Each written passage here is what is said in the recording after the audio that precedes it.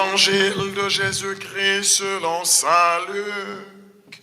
Gloire à toi, Seigneur.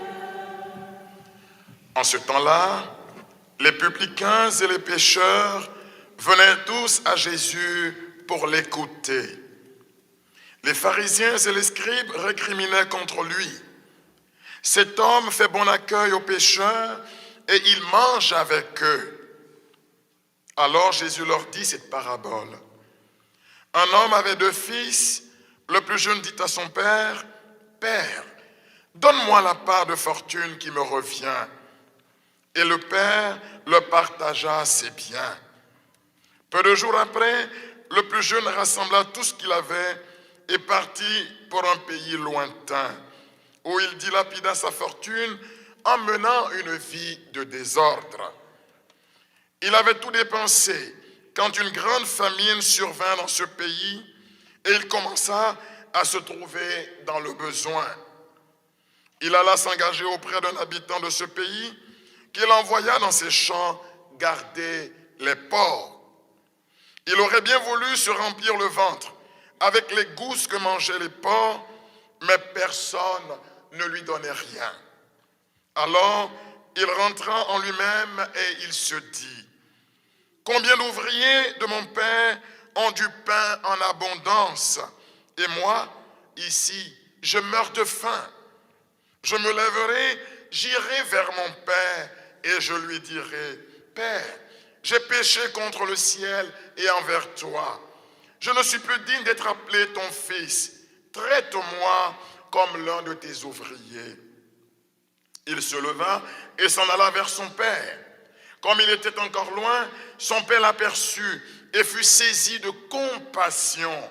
Il courut se jeter à son cou et le couvrit de baisers. Le fils lui dit, « Père, j'ai péché contre le ciel et envers toi. Je ne suis plus digne d'être appelé ton fils. » Mais le père dit à ses serviteurs, « Vite, apportez le plus beau vêtement pour l'habiller. Mettez-lui une bague au doigt et des sandales aux pieds. Allez chercher le veau gras, tuez-le.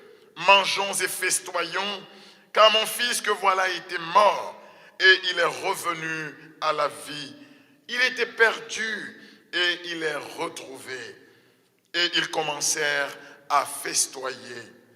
Or, le fils aîné était au champ. Quand il revint et fut près de la maison, il entendit la musique et les danses. Appelant un des serviteurs, il s'informa de ce qui se passait. Celui-ci répondit, « Ton frère est arrivé et ton père a tué le veau gras parce qu'il a retrouvé ton frère en bonne santé. » Alors, le fils aîné se mit en colère et il refusait d'entrer. Son père sortit le supplier, mais il répliqua à son père, « Il y a tant d'années que je suis à ton service sans avoir jamais transgressé tes ordres, et jamais tu ne m'as donné un chevreau pour festoyer avec mes amis. Mais quand ton fils que voilà est revenu, après avoir dévoré ton bien avec des prostituées, tu as fait tuer pour lui le veau gras. » Le père répondit, « Toi, mon enfant, tu es toujours avec moi, et tout ce qui est à moi est à toi. Il fallait festoyer et se réjouir, car ton frère que voilà était mort, et il est revenu à la vie. Il était perdu, et il est retrouvé. » Acclamons la parole de Dieu.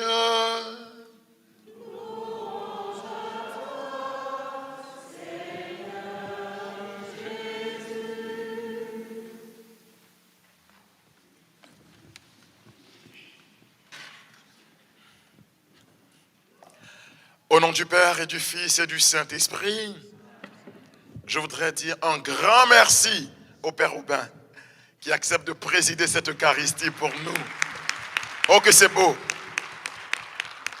Et lui dit merci également parce qu'il me fait l'honneur de faire une petite catéchèse au cours de cette célébration à la lumière des textes que voici. J'ai dit une catéchèse. Donc ce n'est pas l'homélie classique. Paix et joie. Cependant, il est important quand même de revenir sur les lectures que nous avons écoutées. D'abord, le prophète Michée. C'est l'un des 12 petits prophètes que l'on trouve dans l'Écriture. Petit, pas parce qu'il n'est pas grand dans la force de la grâce. Petit parce que simplement, les textes sont petits, ce n'est pas long. Hein? On appelle grand prophète dans l'Écriture les prophètes dont les textes sont abondants. Ézéchiel, Jérémie, Isaïe, on parle même du premier, du second et du troisième Isaïe. Les textes sont abondants. Mais il y a des prophètes pour lesquels les textes sont plus synthétiques. Alors, l'Église les appelle traditionnellement les petits prophètes. Pas petits par la taille, mais les petits prophètes. Pas petits par la qualité de leur message, mais les petits prophètes. Par l'étendue de leur texte. Et le prophète Michée, quand vous le lisez, vous l'approchez, il est dans la fascination d'un visage de Dieu, le Dieu de la miséricorde. Tout le texte du prophète Michée peut être synthétisé dans un petit chant qu'on chante beaucoup à l'église, n'est-ce pas? On t'a fait connaître, ô homme, ce qui est bien. Vous connaissez ça, non? Ce que l'Éternel, ton Dieu, attend de toi. 3 choses que l'Éternel, notre Dieu, attend de nous. Que tu pratiques la justice, que tu aimes la miséricorde, que tu marches humblement devant ton Dieu. Vous ne connaissez pas ce chant? Non. C'est pas vrai. Et vous me faites souffrir parce que je ne suis pas choriste. Donc 3 choses. Pratique la justice. Aime la miséricorde et marche humblement devant ton Dieu. Le prophète Michée est dans la fascination donc du visage de ce Dieu de la miséricorde. Et la miséricorde s'exprime également à travers le concept, l'idée du pardon, dont nous a parlé le psaume responsorial et dont le Père prodigue est le visage dans l'Évangile. Alors, qu'est-ce que nous devons retenir de tout ceci? Ce que nous devons retenir, c'est que Dieu est amour. Deus carita est. Dieu est amour, ça veut dire que Dieu est un cœur qui bat et un cœur qui bat pour toi. Dans le cœur de Dieu, il n'y a que des sentiments bons pour nous. Et si nous disons que Dieu est un cœur, c'est que nous, créés à l'image et à la ressemblance de Dieu, nous devons retrouver le chemin du cœur. Est-ce que quelqu'un peut mettre la main sur sa poitrine? Est-ce que tu sens ton cœur qui bat? Si tu ne le sens pas, ben écoute, on va chanter le requiem. Voilà. Dieu est un cœur. Dieu est amour. Il a tant aimé le monde qu'il a donné son Fils, son unique, pour que quiconque croit en lui ne périsse pas, mais ait la vie éternelle. Dieu n'envoie pas son Fils dans le monde pour condamner et pour juger le monde, mais pour que par lui, le monde soit sauvé. Dieu est un cœur qui bat. Je voyageais et je suis tombé sur une revue de sciences médicales et j'ai eu la curiosité de feuilleter sur cette revue. Et j'ai été touché, beaucoup touché, parce que je découvrais que la vie de l'homme est dans son cœur. Et les scientifiques, les médecins disent que quand l'homme et la femme se rencontrent dans l'amour, ce qui jaillit dans le ventre de la femme, la première chose qui jaillit dans le ventre de la femme, c'est un petit muscle qui commence à battre, qui palpite, et qu'on appelle le sinus cardiaque. Donc la vie de l'homme commence par son cœur. Ta vie ne dépend pas de tes grands raisonnements, de ta tête. La vie ne dépend pas de ton pouvoir, de tout ce que tu es capable de réaliser, de ton énergie, de ta force, tes mains. La vie ne dépend pas de l'orientation que tu donnes à ta vie, de tes projets, de tes ambitions, tes pieds qui t'amènent partout. Mais ta vie dépend de ton cœur. C'est par la différenciation des cellules du cœur que jaillit la tête, que jaillissent les mains, que jaillissent les pieds. Donc tel qu'est ton cœur, telle sera toute ta vie. C'est pourquoi il nous faut retrouver le chemin de notre cœur. Dieu est amour. Et nous sommes créés par amour. Et nous sommes faits pour aimer. Mais aimer, qu'est-ce que c'est? Touche ton voisin, dis-lui, aimer, qu'est-ce que c'est? Aimer, ce n'est pas se retrouver dans un angle le soir et dire, oh, je t'aime. Aimer, c'est bien plus que cela. Aimer, ce n'est pas la captation de l'autre pour en faire l'objet de son plaisir. Non, je refuse. Mon Dieu, ce n'est pas cela. À l'école d'une de nos grandes sœurs, Thérèse de l'Enfant Jésus, même si elle est morte si jeune que ça, mais c'est une grande sœur par rapport au ciel. Thérèse nous dit que aimer, ce n'est jamais prendre chez l'autre, mais aimer, c'est donner. L'amour se conjugue avec le verbe donner. Quand on aime, on se dépense pour l'être aimé. Quand on aime, on donne. Quand on aime, on ne prend pas. Oh oh. Aimer, qu'est-ce que c'est? C'est donner. Mais aimer, ce n'est pas que donner. Aimer, c'est tout donner. Jésus dit cela. En ceci, nous connaissons l'amour. Je suis venu pour donner ma vie en rançon pour la multitude. La loi de l'amour, c'est la loi du donner.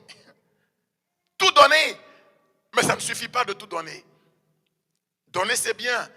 Tout donner, c'est mieux. Mais ça ne suffit pas de tout donner. Encore faut-il se donner soi-même.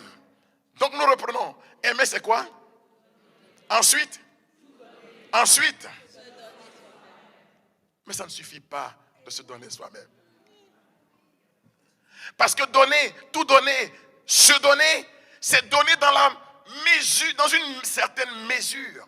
Or, la mesure de l'amour, c'est de donner sans mesure. Oh oh. Il y en a qui sont déjà découragés. Mais est-ce que vraiment j'aime? Aimer, c'est donner. Ensuite, après, touche le voisin, dit ce n'est pas fini. Le plus éloquent visage pour décrire l'amour, l'amour dans sa plus belle expression, c'est quoi? Enfin, c'est pardonner. J'ai pas entendu? Pardonner. Alors, aimer, qu'est-ce que c'est? C'est donner, tout donner, se donner soi-même et pardonner. On acclame le Seigneur pour cela.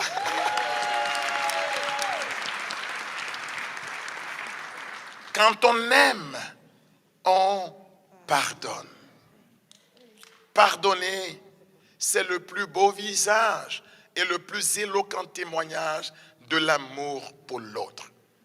Et dans la parabole du fils prodigue que nous avons entendu, le Père n'a fait que preuve d'amour.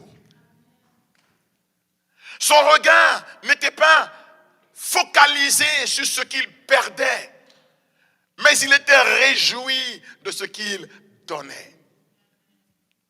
Et c'est parce qu'il aime qu'il anticipe le retour du Fils, car il attendait jour et nuit à la porte de sa demeure.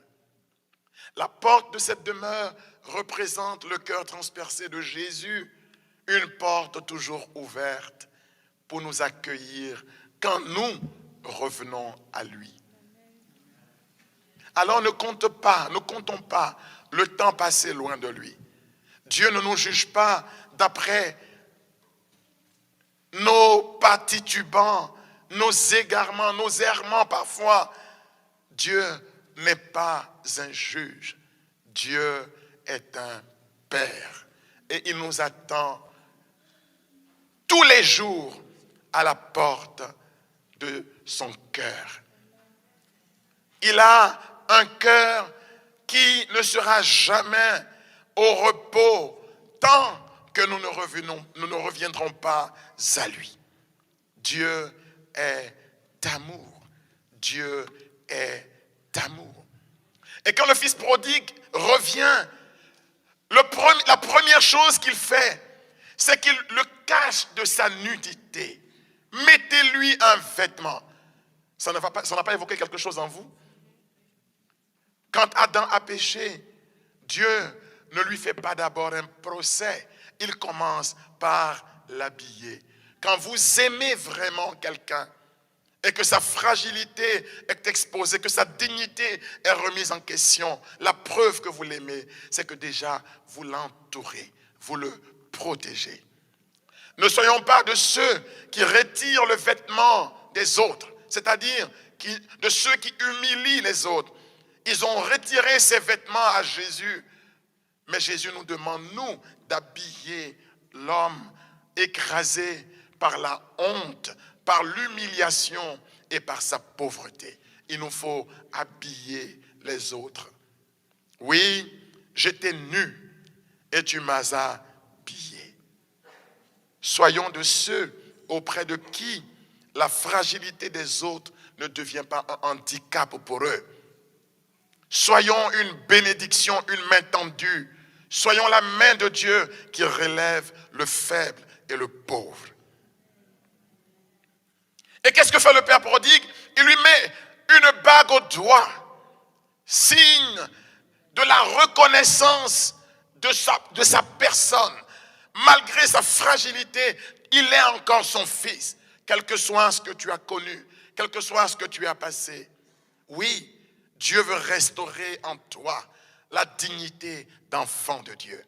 Que l'Eucharistie de ce soir soit l'occasion pour nous de guérir de tout ce qui nous a humiliés et de nos culpabilités. Que Dieu nous restaure, qu'il restaure notre dignité. Le fils aîné se plaint du geste du père. Vous savez, ce n'est pas facile d'aimer. Si vous prenez le chemin de l'amour, beaucoup de gens vont contester vos agissements, vont critiquer votre façon de faire. Comme Jésus a été critiqué. Il fait bon accueil aux pauvres, il mange avec les pécheurs. Comme si cela pouvait souiller quelqu'un. Oui, si vous voulez être un homme de bien, sachez que vous serez contesté. Vous serez critiqué. Mais pour faire le bien, il faut accepter d'être contesté, il faut accepter d'être critiqué. Parce que faire le bien, ça demande de la résilience, ça demande du courage. Il est plus aisé de faire le mal que de faire le bien. Alors soyons des hommes bons. Soyons, comme dit mon évêque, sacramentum bonitatis. Soyons des sacrements du bien. Soyons le visage du bien. Je dis souvent aux gens, l'Esprit Saint qui va venir tout à l'heure, je n'ai pas oublié, ne vient pas dans la tête, il vient dans le cœur. C'est le cœur qui est le réceptacle de l'Esprit. Paul dit en Romains 5, 5, l'amour de Dieu a été reversé dans nos cœurs par le Saint-Esprit qui nous a été donné. Le Saint-Esprit, son autre petit nom, c'est amour.